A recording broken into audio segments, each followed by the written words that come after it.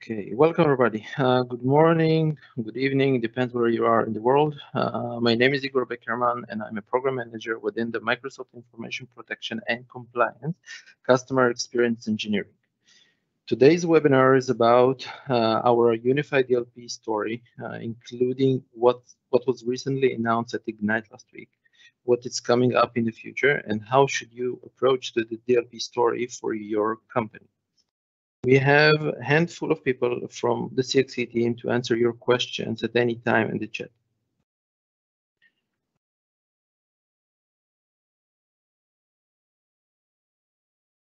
So we have a pretty packed agenda for today, and we will start with an overview of our DLP story.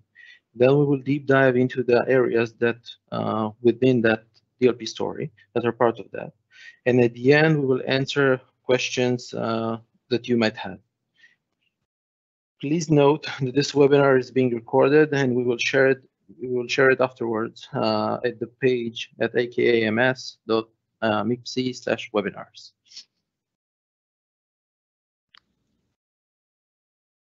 So our session objectives from today is 3 of those. So we have the first one would be to understand Microsoft Unified DLP story. Then we will discuss on what was recently announced and what's coming up in the future. And then we will share some best practices along that journey. With that, I'll turn the mic to Ruchi Chopra. Ruchi, would you like to introduce yourself? Thanks, Igor. Hey, everyone. I'm Ruchi Chopra, lead PM in the information protection team at Microsoft, and I'm driving Unified DLP. So we've heard this loud and clear from customers that managing multiple vendors, solutions that don't talk to each other is a big pain point. And so we fully embrace and understand that. And that's why we aim to have a really comprehensive DLP solution that works across locations to give you sort of a one-stop shop for DLP. You can see on the left the number of locations that we support, and that list is just growing. We're going to go into that in more detail in subsequent slides. But I also want to talk a little bit about the right side of the slide that you're seeing, where our focus is on offering a unified and integrated set of experiences, both for the admin as well as for the end user. So let's dig into that a little bit. Igor, next slide, please. So starting with the onboarding experience for the admin. Firstly, it's all cloud native. So there's no on-premises infrastructure that you need. You get analytics around how your sensitive data is being shared, what's happening with it within the organization, how your employees are interacting with that data, again, without any policy created. These analytics, in fact, help you create the right set of policies to protect your data. Next slide. Now, I was also talking about integrated experiences for the admin, and that shows here in how the policy management comes together across all locations into a single place, the Microsoft 365 Compliance Center. So from one place, as you can see on this image, you can manage across DLP policy across all these workloads, and you can even reuse policy across workloads, making for a more coherent experience as well. Next. Now, MIP, Microsoft Information Protection, is really the bedrock of our solution. So we've got a really rich set of classifiers, which are really classification methods to detect sensitive information in the organization. And as you can see here, a really large number of built-in information types, built-in templates that take the guesswork out of how do I detect GDPR data in my organization. And not just that, you can use sensitivity labels as a condition in your DLP policy. So if you've already done the hard work to label your sensitive documents, whether it's through manual or automatic labeling, that can then just serve as an input to your DLP policy. Next. And lastly, you've got your policy in place. What's going to happen next is a whole lot of alerts are going to start flowing in. And we've really invested in a very rich dashboard that will show you all your alerts, that will sort them by severity, So help you focus on the most important items to focus on. And here what you're seeing in this image is the level of detail that you see in that alert. What you're not seeing is that we also show you a preview of the content itself if you have the right permissions. And the context, the snippet of the sensitive content that triggered the policy. Not just that, so we've got this native dashboard, but we also have integration with SIMS through our API. Not just SIMS, but any third-party solution. All the data you see in the native dashboard we've got parity with the API. Now moving on to the end user's experience. So all of that, what you just saw was the admin's journey. On the end user side, what you will see is the experiences are completely integrated into the apps that your users are already using. Office, Windows, Edge, even Chrome. And what you'll see is a coherent experience for educating the user through policy tips. What you're seeing here on the right in the image is Windows showing a policy tip to the user to guide them towards the right actions. And this is again coherent across various platforms, whether it's desktop or web or mobile. On to the next slide. So now let's talk about, as Igor was saying, we're going to talk about the journey so far, what capabilities we have right now and what we've recently added. In terms of what we have, you've already seen this. We've got a very comprehensive solution that works across all of these workloads. Windows endpoints, Exchange Online, OneDrive, SharePoint, Office 365 apps, Teams, and it's not limited to the Microsoft ecosystem. So as you can see, we've got support for external non-Microsoft solutions apps as well through our CASB, Microsoft Cloud App Security. And lastly, on-premises SharePoint and file shares. Now, in terms of the recent enhancements, we've got, I had mentioned this briefly earlier, we've got support for Chrome. So with the Chrome browser extension that honors our DLP policy, and not just that, it also supports insider risk management, and we'll see that in a second in more detail. I spoke about the advanced alert management. You just saw that as well, where we've got a rich native dashboard to manage alerts, sensitivity label integration, advanced controls for email protection and parity with ETR rules, exchange transport rules. Also, we've got group support for Teams policies. So you can scope a Teams DLP policy to a group. And lastly, that we've enriched that bedrock of classifiers or our classification platform with enhanced classifiers, with more accurate classifiers and new kinds of content types. So very rich list, but with that, let's switch gears and go a little bit deeper into endpoint DLP. So we launched this in general availability in November, and I want to talk a little bit about what makes this solution, what makes our solution differentiated. Firstly, it's native. It's built into Windows 10. It's built into Edge. You don't need to deploy any infrastructure. You don't need to manage any agent and keep it up to date. Second, as you've already seen, the value, the analytics that you see are out of the box. Even in terms of deployment, it's just cloud native, works, and if you are an MDATP customer, it just works out of the box for you. Even the onboarding piece for devices, that config is taken care of as well. And lastly, the experience is fully integrated with our information protection solution, our threat protection solution, and insider risk management. With that, we've got like two-way signal sharing across these solutions that just makes each of these solutions that much richer and more intelligent. Now, what are the kinds of capabilities we have with endpoint DLP? I'll show you some of them, but this list is growing as we speak. So firstly, what are the conditions? You've already seen this. Sensitivity labels as a condition. Sensitive information types. You saw the ones that we've already got built in, but you can also customize them. You can create your own. And then lastly, you may have file paths or locations that are too noisy or that are less interesting, temp files, for instance. that you might want to exclude from your policy, and we have support for that as well.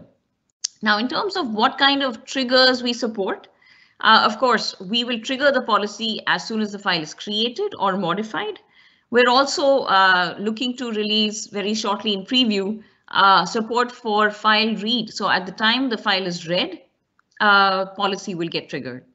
A long list of supported file formats there. And again, that list is growing. We're actively working on adding more.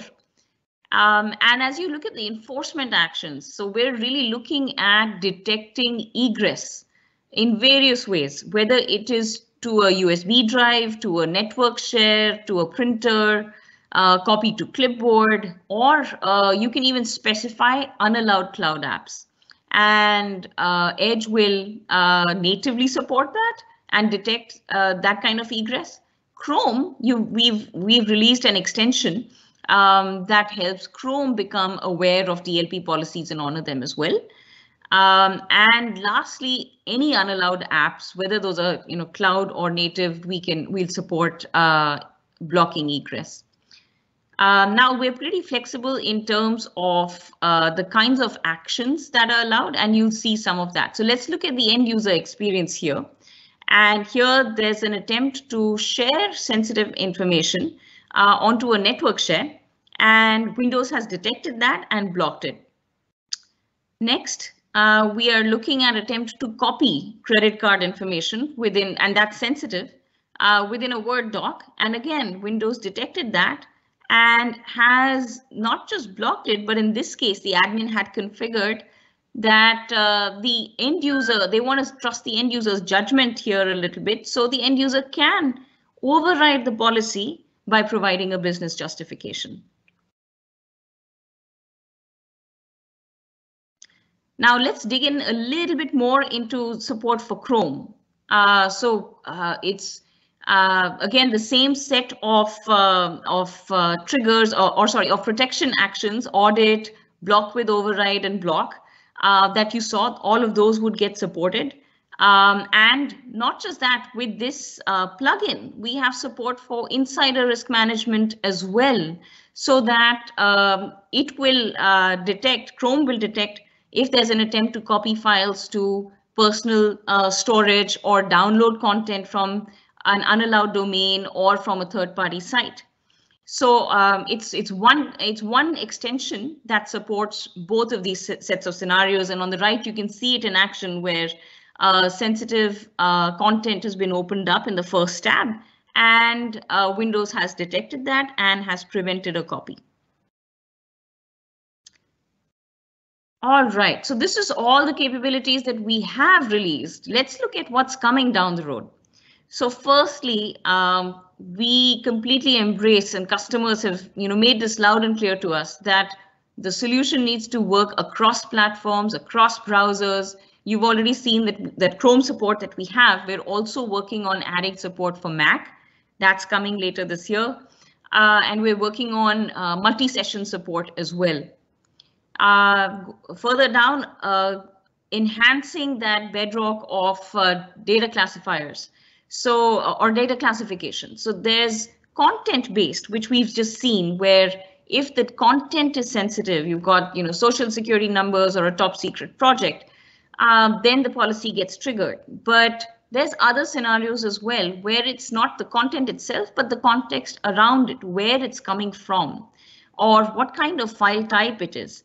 And a variety of other contextual conditions that we're going to add support for.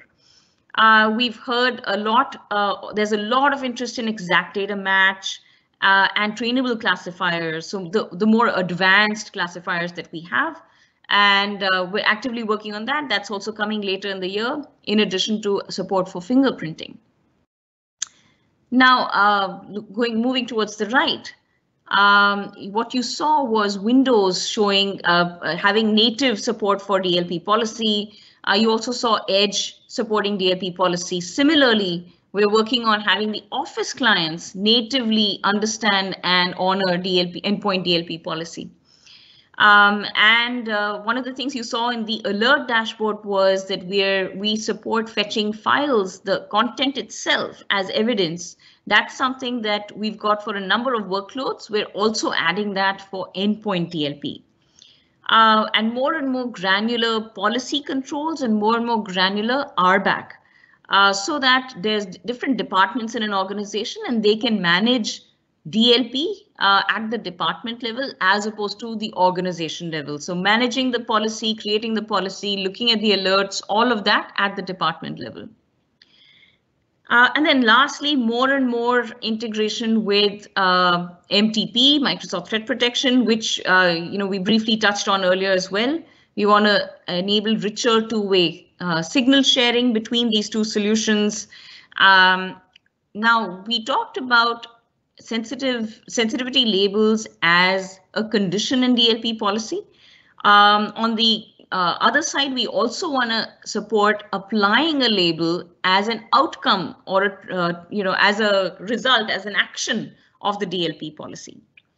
Another thing that we want to add support for is being able to read content that has been encrypted with Microsoft Information Protection. So a lot of these capabilities are going to be coming later this year itself. And all right, let's switch gears to cloud app security. And let's look at how all of this DLP goodness extends outside the Microsoft ecosystem. So this is, again, on the right, the image that you're seeing. This is the Microsoft 365 Compliance Center. I'm an admin and I'm trying to create a DLP policy. Microsoft Cloud App Security comes up as one of the locations where I can apply that policy. And when I click in, I can choose which apps to apply that policy to. So as you can see, it's fully integrated, whether it's Microsoft or non-Microsoft, it's the same experience, it's the same set of policies and the same set of capabilities that just seamlessly extend all the way through. And if we go to the next slide, we'll see that depending on the kind of app, target app, as you can see in this image, Box, you've got Google Suite, you've got Cisco, Dropbox, and so forth. Each of those will support a different level of protection. And we understand that and enable the admin to configure it in a flexible way based on what the app exposes. With that, I'd like to hand over to Nadia, who's going to talk about DLP in Teams. Thank you, Ruchi. So my name is Nadia Fortini. I'm a principal PM lead on the Microsoft Information Protection team. And my team is driving DLP for Teams as well as analytics and encryption. So since the pandemic and even before that, the Teams became, very popular, especially since all those conversations that used to happen in conference rooms, in the office, as well as the hallway, now are taken to Teams. And so a lot of those conversations are now happening in one-on-one chat, in group chat, as well as channel conversation. So in order to protect those messages and prevent data egress, DLP also support Teams, meaning that, first of all, it's built on top of the classification engine, which is the platform for all the DLP solution. And so you can use the default sensitive information type as well as create your own custom or exact data match to be able to detect when end users are sharing sensitive information. You can use the policy when you create a policy. You can actually also use this mechanism to educate and guide end user to teach them what sensitive information they should not be sharing in chat. And you can also select to simply, let the user know, or you can also automatically block the messages. You can also allow them to override by providing a business justification, or they can also report a false positive. Next slide. Thank you. So one thing that as you can create your policy, again, you can use all the available default sensitive information type. One thing we also recommend is that when you're building your policy, you think of Teams as an ecosystem. So for example, with every Teams, there's automatically a SharePoint site that is associated to that team. And for chat, all the files will be stored in the user's OneDrive for business. So what's important here is to really include both of them, so you can both protect the messages that are happening in chat, like as I was saying, or in channel conversation, as well as the files that are shared in this ecosystem. Again, you can educate the user, as I was mentioning here. When they click, what can I do when the message has been flagged? We let them know, first of all, what sensitive information has been detected. And then you can provide your own policy tip to provide additional information. And depending on what you have selected, the user will be able to override or report as a false positive, or this is just educational. There's nothing for them to do more, just it's an audit experience. When it comes to files, I wanted also to bring up that if you want to protect files from the get-go, you can use sensitive by default. This way, if the document has not been scanned yet and the DLP verdict has not been provided yet, you can still protect those files and they will be automatically blocked. And so you can prevent, for example, those files to be shared externally right after they were created. You can also select to different settings depending if the conversation is going is with internal users only, or if they are also external guests. And if they are external guests, you might want additional restriction and therefore block completely and potentially with override or not, depending on the sensitivity of the information. Next slide, please. So let me show you the experience from an end user. So in this case, this user is ready to provide a social security number. If you go next slide.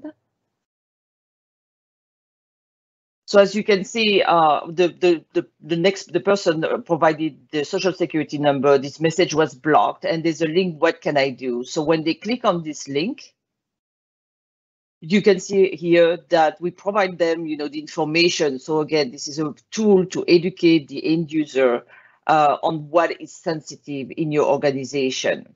And again, the next line afterward, this is something that you can customize. You can actually provide a tooltip that's relevant for your organization. And in this case, you can see this message is blocked. The user cannot override, but they can report if they believe that it's an error or false positive.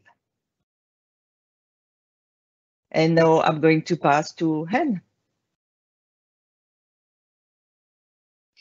Hey everyone, thank you, Nadia.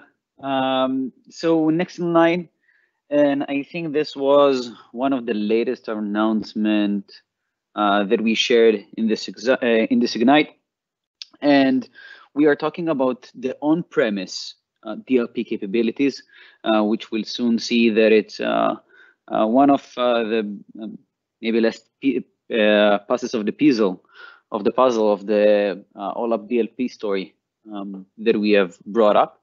So why are we even talking about on-premise locations? When we were talking to customers and validating our assumptions, 60% of our customers responded that they have great amount of data still sits on-premise, and for the foreseeable future, at least for the next 5 years, they will have still significant amount of data stored on-premise. And even if we're looking after those 5 years, we have also got a note from our customers saying that, listen, for some of our information, it might be that we will never be able to move this information to the cloud due to regulations and compliance needs. Next slide, please.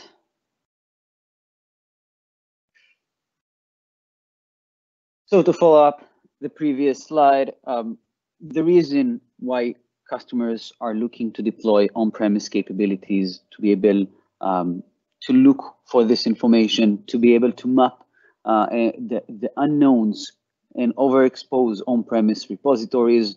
Of course, the side of organization wants to know what's going on inside their company. When we are talking about the regulations and the compliance needs, since GDPR and rest of the compliance requirements, customers need to be able to look at the data at rest, and this kind of a data that is not being used a lot, sometimes it's lying around, and they need the ability to go and check what's going on.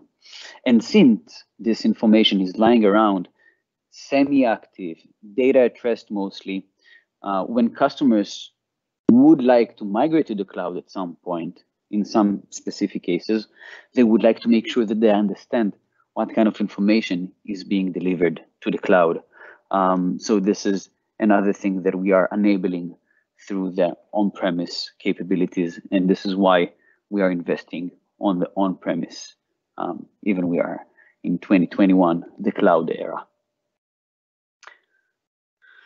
So with data at rest, we can see that beside all the great solutions that Ruchi and Nadia just provided across the different workloads that we are supporting in our DLP OLAP story, we are now also supporting the on-premise capabilities. So from location perspective, if we have the cloud locations, the endpoint locations, and the office locations, now with the on-premise scanner capabilities, we are adding the last piece of the puzzle. So what we can do with the data at rest on-premise scanner, we can match and enforce the different DLP rules. All this information is still flowing back to the unified reporting to M365 Activity Explorer. So again, still same single pane of glass for all this information. The supported actions that we are supporting now in public preview, sorry, it's make the information as a private, meaning removing any access permissions to a specific file and folder, remove public access from different capabilities. So everyone, the domain users, for example, groups will go away, inherit permissions from the parent folder, and even quarantine the information. We are supporting it across Windows file shares, NAS repositories, and on-premise SharePoint farms as well. Here is a quick look on how the configuration looks like. So as you noticed with the different workloads, each workload, due to its nature, has different actions capabilities. And with the on-premise action capabilities, the first radio button talks about the ability to make it private, either to remove everyone and leave only the owner, or remove everyone and give to a specific set of users, including the creator of the file. The second option is to inherit the permission from the parent folder. Even in here, it's configurable. You can decide if you want to inherit the permissions from the parent folder in case the parent folder permission is more or less restrictive for you to choose. And the last option is to quarantine the file. The idea is that you can take the file, copy it to any kind of location that you want. We can support SharePoint locations and on-premise file share location. And also to replace the quarantine file with a stub file, a TXT file, which basically can be customized and can deliver some information on, we have moved your files, please talk to us. And on this screen, it's the reporting capability, again, from the compliance, from the M365 Compliance Center. You can see that the DLP rule match still follows the same flow, just that the location this time is on-premise file shares. And to the right, when you will double click on the event itself, you can get the rest of the information, how it was found, the parent, the file path, and of course, the reason of the DLP rule match. Next. I think that I'm handing over back to you, Igor. To me? Yes, to me. Awesome. Thank you all. So thank you, Ruchi, Nadia, and Chen. This is really great. So what's next? So from here, you can take an action to start your journey with with the DLP story and start with an E5 trial. There's plenty of resources that you can start with to dig in with this journey, as you can see. And I hear that we have plenty of questions in the chat, so the folks can answer those. Let's start with Mavi. Do you want to read them out loud? Yeah, of course. So let's start from the bottom. On-premise DLP violations are reported to the M365 Activity Explorer, which is good. Do alerts triggered by on-premise DLP policy violations show up in the DLP alerts view? Yes, absolutely, they do. You can view the alert, get all the information about the alert. The one thing that we have on our roadmap that's coming soon is the ability to also see the file that triggered the alert. Perfect. Can you block copying of data from on-premises file servers to the endpoint device?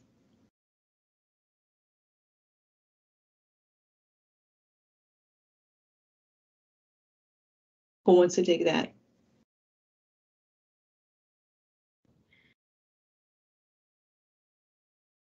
Hen, is this a scenario that we could support? I just probably missed the question. Can you block copying of data from on-premises file servers to the endpoint device?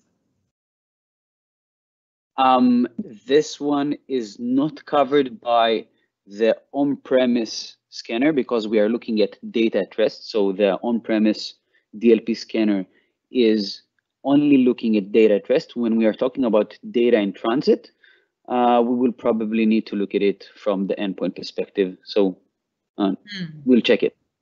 Perfect. Thank you. How fast does it process data at rest? My performance metrics? Any performance metrics, I'm sorry? So yes, we have some numbers that we can share from sizing perspective. So the on-premise scanner capability is based on the AAP scanner, and the AAP scanner has capability to be deployed multiple nodes in cluster form to be able to scale out and up.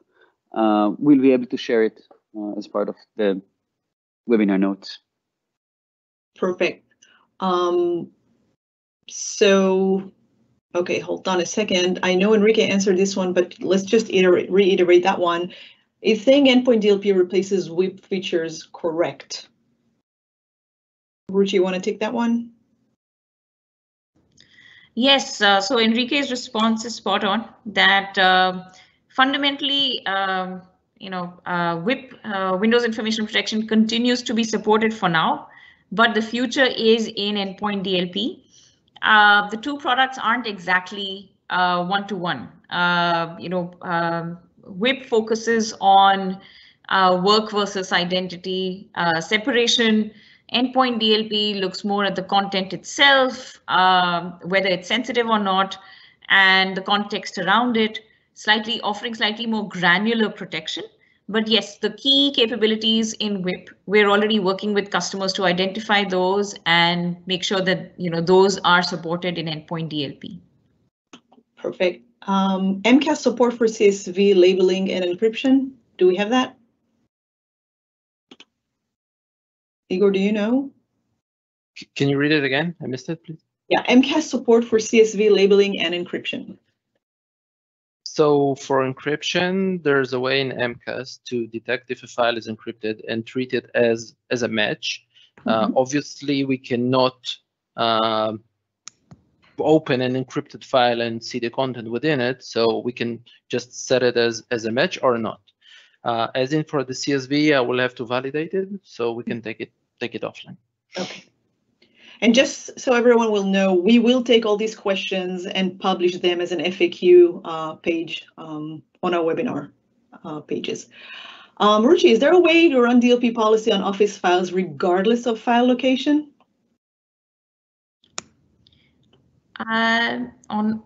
Office files, we are adding support in Office. So regardless, thinking about this, and feel free folks to chime in here, but fundamentally, we've got support for DLP across all locations, and Office does support. For instance, if it's on OneDrive, SharePoint, Office will support. If it's on Endpoint, Office is going to add support very soon. So I would say at least there's a. Sorry, Ruchi. I was wondering if this is kind of talking about a question of, would Office at some point, the Office desktop application, be able to enforce DLP capabilities? Because as you said, from location perspective, just set it up for all the locations and all the workloads and you are covered. Exactly. So so right now that's our solution, but we'll also work on adding native support in Office. Right, and we also have a support, for context-based classification. So that's right. Yeah. Selective wipe for encrypted content for MAM devices. Don't know. Probably we'll need to take it offline. Yeah, I'm not sure. It's likely to be a question to the Intune team, but let's take that as an offline question and we'll answer that. It's an integration that we are working on, but we don't have specifics right now in terms of timeline or scope. Yeah.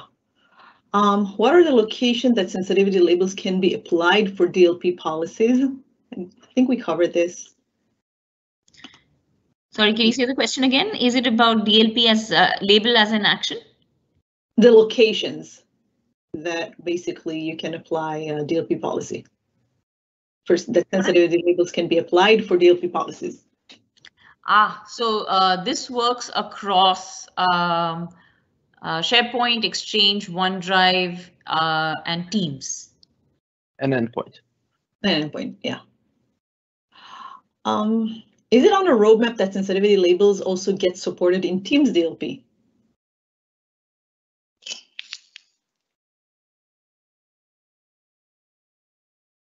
Nadia, you want to take that one? Yeah, I was going to say I need to check on this one. I thought it was there, but it's not. So I will need to reply to this question after. I will try to get the answer. Okay. Is there a roadmap for if and when DLP alerts generated by MCAS will be viewable alongside other unified DLP alerts in compliance? I can take that one. So that's definitely coming up. No timeline to share yet. Okay.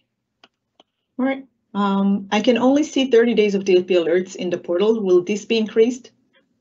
Yes. Retention is something we've heard from a number of customers. We are working on increasing retention, potentially even making it customizable for the customer. Oh, that'll be great. As a prerequisite, is it really necessary to have an Azure AD joined devices, or an Azure AD registered device is enough? Was that for Endpoint DLP? Yeah, I guess.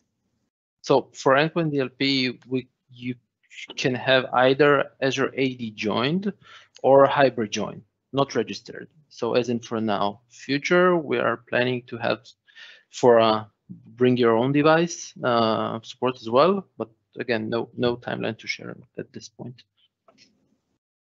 Okay.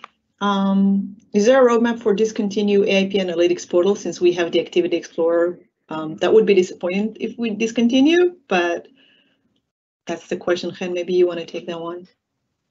The question about AIP Analytics, for now, there is no yet final decisions about sunsetting of the AIP Analytics, but we are definitely now aiming and working a lot to making sure that all the information protection players in the game will get their audit data and their events flowing to the same unified location, the M365 Activity Explorer, and then based on the Content Explorer and the API, definitely.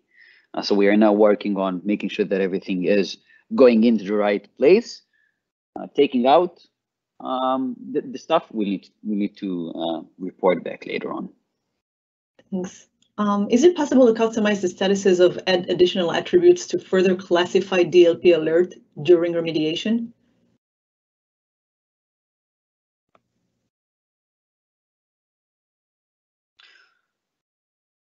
customize the statuses. I wish there was more clarity on what that means. But what I can say is, yes, we are working on much, richer remediation options in terms of workflow, in terms of, applying label as a remediation action. But I'd love to understand what additional attributes they're looking for here.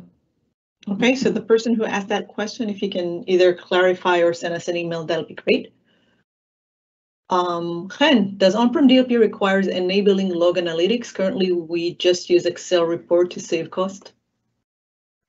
No, the DLP aspect, it's a great question, because the DLP aspect of the AIP scanner is first being delivered directly and only to the M365 compliance side, and it is not landing on our AIP, which is based on the log analytics part.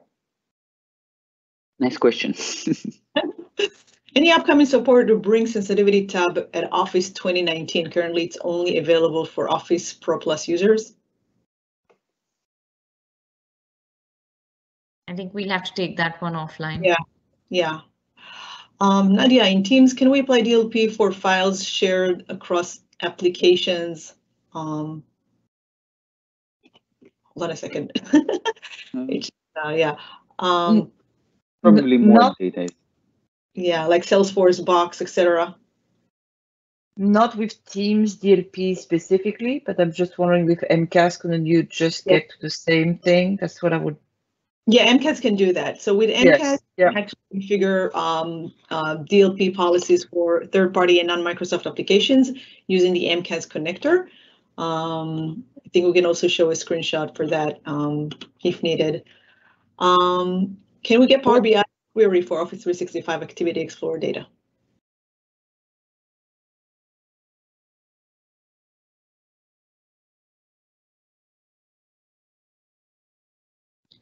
Sorry, can you say the question again?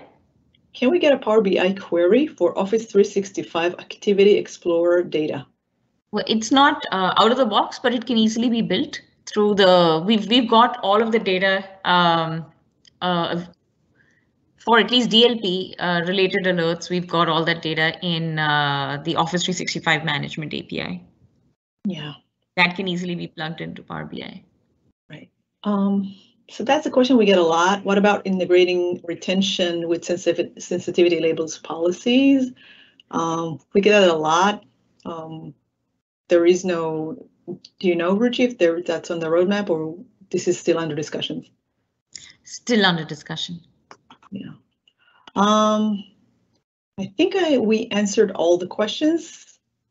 I wanted to go back, if that's okay, to the question about can we use the labels as a condition for Teams DLP?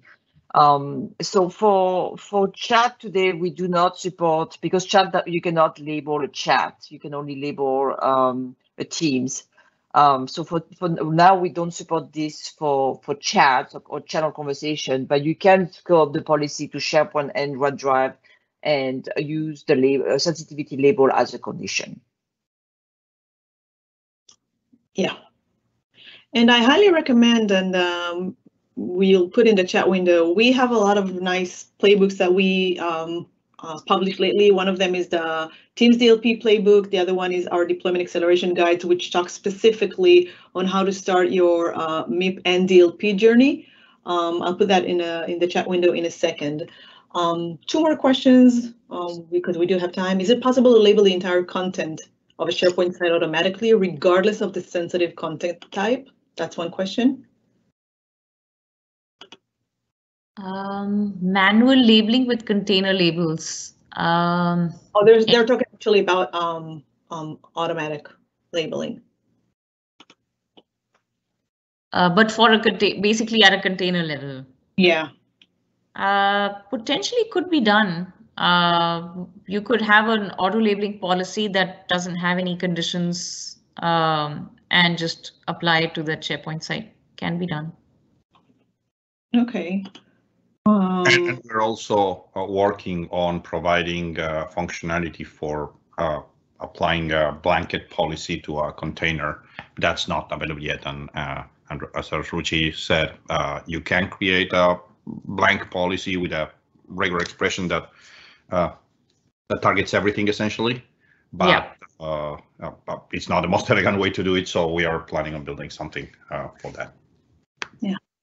DLP doesn't currently scan email attachment labels as conditions. Will this be allowed in the future? Labels as conditions? Attachment. Email attachment label as a condition. Yes, we're adding that support very, very soon. Thank you. So I want to thank everyone here, and I want to really encourage everyone that is on the call to go ahead and use all our resources, and also reach out to us if you have any other questions about Teams DLP, Endpoint DLP, or our unified DLP story. We'll be more than happy to hear from everyone about your feedback, your requirements. We also went live today with Endpoint DLP new public previews. This is something that we just released yesterday. So if you want to put us also in the chat window, our endpoint support for Google Chrome, and as well our endpoint support to audit and enforce egress activities to Bluetooth and RDP sessions. Let me put that in the chat window for everyone. Urge you to try that. And also, obviously, would love to get feedback from all of our customers about their experience. And with that, I want to thank everyone. I want to thank Igor, Ruchi, Nadia, Brendan, Greg, Patrick, Ren, Math, and Enrique for this amazing webinar. Thank you, everyone. Thank you all. Thank you. Thank you. Bye-bye. Thank you, everyone.